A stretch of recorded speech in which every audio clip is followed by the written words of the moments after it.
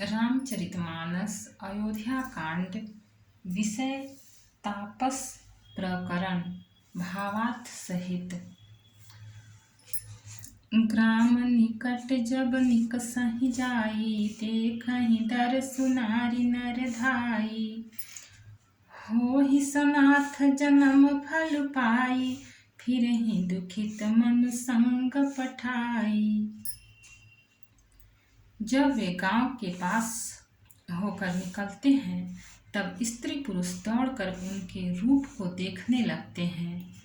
जन्म का फल पाकर वे सदा के अनाथ सनाथ हो जाते हैं और मन को नाथ के साथ भेजकर शरीर से साथ न रहने के कारण दुखी होकर लौट आते हैं। दोहा।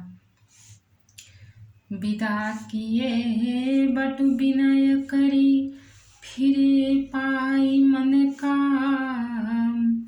उतरी नहाय जमुन जल, सो शरीर सम श्याम। तदंतर श्री राम जी ने विनती करके चारों ब्रह्मचारियों को विदा किया। वे मनचाही वस्तु अनन्य भक्ति पाकर लौटे। यमुना जी के पार उतरकर सबने यमुना जी के जल में स्नान किया, जो श्री रामचंद्र जी के शरीर के समान ही श्याम रंग का था। सुनत तीरबासी नर नारी, धाये निज निज काज बिसारी। लखन राम से सुंदर ताई, देखी करहि निज भाग्य बड़ाई।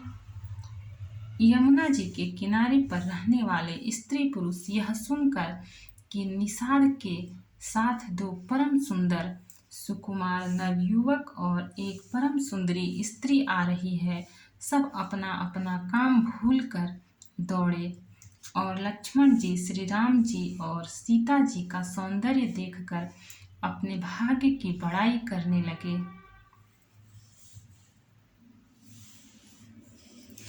अति लालसा बसहि मन माहि, नाउ गाँव बूझत सकुचाहि। जे तिन महु बय बरिथ सयाने, तिन करी जुगति राम पहिचाने। उनके मन में परिचय जानने की बहुत सी लालसाएं भरी हैं, पर वे नाम गांव पूछते सकुचाते हैं। उन लोगों में जो वयोवृद्ध और चतुर थे, उन्होंने युक्ति से श्री रामचंद्र जी को पहचान लिया।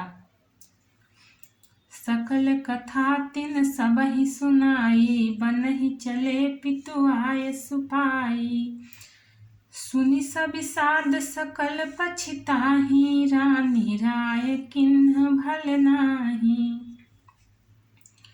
उन्होंने सब कथा सब लोगों को सुनाई कि पिता की आज्ञा पाकर ये वन को चले हैं। यह सुनकर सब लोग दुखित हो पछता रहे हैं कि रानी और राजा ने अच्छा नहीं किया। तहि अवसर एक तापस आवा, तेज पुंज लघु बयस सुहावा। कवि अलिखित गति बेसु बिरागी, मन क्रम बचन राम अनुरागी। उसी अवसर पर वहां एक तपस्वी आया, जो तेज का पुंज, छोटी अवस्था का और सुंदर था। उसकी गति कवि नहीं जानते, अथवा वह कवि था जो अपना परिचय नहीं देना चाहता। वह वैरागी के वेश में था और मन, वचन तथा कर्म से श्री रामचंद्र जी का प्रेमी था। इस तेज पुंज तापस के प्रसंग को कुछ टीकाकार छेपक मानते हैं और कुछ लोगों के देखने में यह अप्रासंगिक और ऊपर से जोड़ा हुआ सा जान भी पड़ता है, परंतु यह सभी प्राचीन प्रतियों में है। गोसाई जी अलौकिक अनुभवी पुरुष थे। पता नहीं यहाँ इस प्रसंग के रखने में क्या रहस्य है, परंतु यह छेपक तो नहीं है। इस तापस को जब कवि अलिखित गति कहते हैं, तब निश्चय पूर्वक कौन क्या कह सकता है। हमारी समझ से ये तापस या तो श्री हनुमान जी थे या ध्यानस्थ तुलसीदास जी। भक्त और भगवान की जय। चैनल को लाइक, सब्सक्राइब और शेयर करें। कमेंट में जय सिया राम लिखें।